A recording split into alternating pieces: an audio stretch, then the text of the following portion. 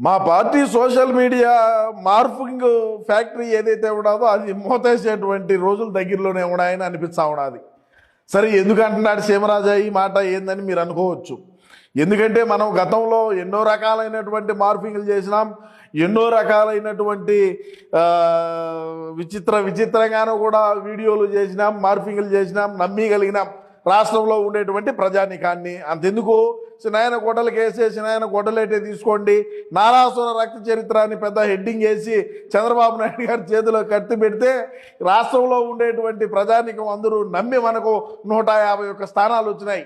సరే, ఈ కథ అంతా ఎందుకు సీమరాజా, ఏంది విషయం అని మీరు అనుకున్నట్టయితే, ప్రస్తుతానికి టీటీడీ చైర్మన్గా ఉండేటువంటి బిఆర్ నాయుడు వీడియో ఏదైతే ఉండదో, ఏ విధమైనటువంటి మార్ఫింగ్లు మనం చేసి ఏ విధంగా మనం రాష్ట్రంలో ఉండేటువంటి ప్రజానికాన్ని, మరీ ముఖ్యంగా హిందువులందరినీ కూడా నమ్మియాలా అనేటువంటి ఒక లక్ష్యంగా పెట్టుకొని మనం ముందుకు పోతే ఏ విధంగా మనం ఈరోజు అట్టర్ ఫ్లాప్ అయినాం అనేది ఒకసారి ఆలోచన చేయండి. భూమన కరుణాకర్ రెడ్డి గారు అయితే మరీ ముఖ్యంగా ఒక అడుగు ముందుకేసి ఆయన ఇవాళ రోజు మాట్లాడినటువంటి ప్రెస్ మీట్ చూస్తూ ఉంటే రాష్ట్రంలో ఉండేటువంటి ప్రజానికం, మరీ ముఖ్యంగా మహిళలు ఏమనుకుంటారు అనేటువంటి సోయ కూడా లేకుండా ఆయన ఎటువంటి వ్యాఖ్యలు చేసినాడు ఏందనేది ఒకసారి గమనించండి.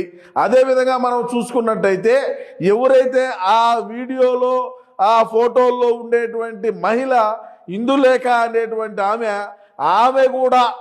ఆమె కూడా ఈరోజు కేసు ఇవ్వటం జరిగింది హైదరాబాద్లో. మరి ఈ ఫేక్ ఫ్యాక్టరీ ఎక్కడి నుంచి వచ్చింది, ఈ ఫేక్ వార్తలు ఎవరు సృష్టించినారు, ఈ వీడియోలు ఎవరు మార్పు చేసినారు, ఈ ఫోటోలు ఎవరు మార్పు చేసినారు, వీటన్నిటి వెనక ఎవరు ఉన్నారు, ఎవరు ఉండి ఈ కథనాన్ని నడిపించినారు, ఏంది వ్యవహారం, ఏంది కథ అనేది అన్నీ కూడా తేలేటువంటి రోజులు దగ్గరలోనే ఉన్నాయి. ఎందుకంటే ఇటువంటి మార్పులు చేయాలంటే మన తరువాతనే ఎవడైనా కూడా, నేను గతంలో కూడా చెప్పడం జరిగింది, ఇటువంటి మార్ఫింగ్ ఫోటోలు చేసేటువంటి కార్మికులందరూ కూడా కొద్దిగా జాగ్రత్తగా ఉండండి. ఈ కార్మికులు ఇక్కడ తయారు చేసి మరి బయట దేశానికి ఎక్స్పోర్ట్ చేస్తారు.